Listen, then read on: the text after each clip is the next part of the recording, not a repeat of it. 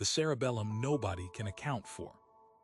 In the autumn of 2014, a 24-year-old woman in Shandong Province walked into a hospital complaining of nausea and dizziness, and neurologists still cannot explain how she had lived her entire life without a cerebellum at all.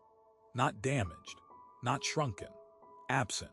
Where a walnut-sized structure should sit at the base of every human skull, hers held only fluid and empty space.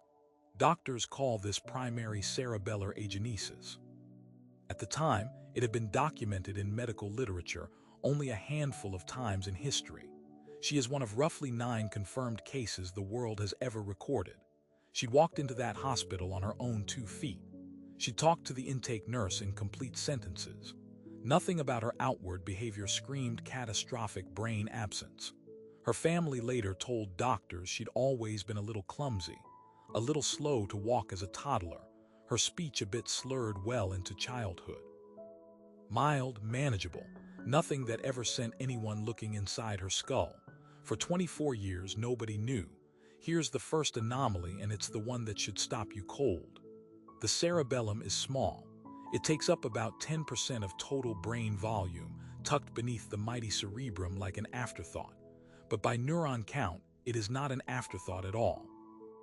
Recent counts put more than 50% of all the neurons in the human brain inside that 10% of space. Some estimates run closer to 80%. It is, by raw cell count, the densest, most computationally packed structure in your skull. And she had none of it, not a diminished version. 0. The obvious theory arrives fast because it has to. Neuroscientists call it plasticity, the brain's known capacity to rewire itself, to reroute function through undamaged tissue when a region is lost early enough in development.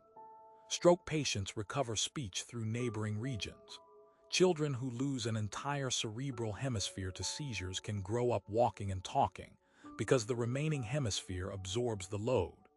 Plasticity is real, it's documented, and on the surface it offers a clean explanation. Her brain missing a structure from birth, simply built around the hole. Case closed, you'd think, except plasticity was never observed doing this. Not at this scale. In every other well-documented case of childhood plasticity, doctors can point to the compensating tissue, an enlarged region, a rerouted pathway visible on a scan, cortex doing overtime where cortex shouldn't be. When they imaged this woman's brain, they found no such expansion. Her cerebrum looked ordinary. Her remaining brainstem looked ordinary. There was no visible structure absorbing the workload of an organ responsible for balance, motor coordination, muscle tone, and as research over the last 2 decades has shown, a startling amount of language processing, working memory, and emotional regulation. The job was gone. So seemingly was any trace of who took it over. And this is where the case stops making sense even to the people studying it, because the cerebellum isn't a luxury add-on. It's a coordination hub, constantly cross-checking movement against intention, thousands of corrections a second, silently keeping you from falling over every time you stand up. Every other agenesis case on record came with severe, permanent disability, profound motor impairment, inability to walk unaided, serious cognitive delay. This woman walked into a hospital unassisted. She lived independently. She held a job. Her only real complaints before the scan that changed everything were decades old and minor: dizziness, occasional unsteadiness, speech no clearer than a mild slur. Doctors reached for other explanations. Maybe the brainstem, sitting just beneath the missing structure, had somehow absorbed rudimentary balance functions early in fetal development, a kind of neural triage. But brainstem tissue isn't built for that. It lacks the layered, densely packed neuron architecture the cerebellum uses for fine motor prediction. Others suggested her case simply proves the cerebellum's role has been overstated, that its true necessity is smaller than modern textbooks claim. But that theory collapses against every other agenesis patient on record, nearly all of whom suffered devastating impairment.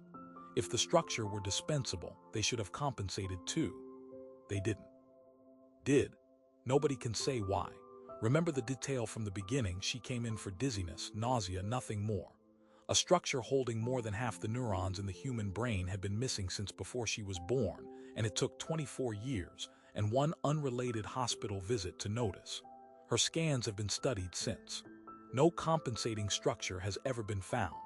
The wiring that should be doing the cerebellum's job, by every model neuroscience currently has, simply isn't there. So where is it happening, if it's happening at all?